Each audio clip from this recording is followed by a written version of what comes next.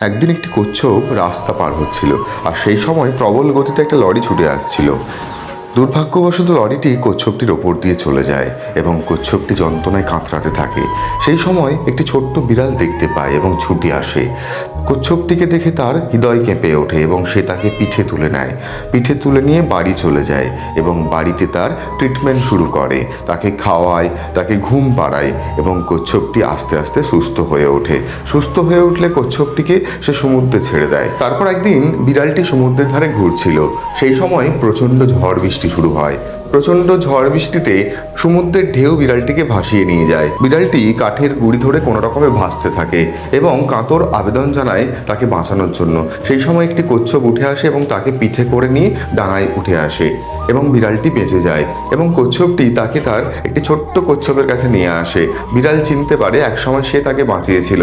তারা দুজনে দুজনকে আলিঙ্গন করে।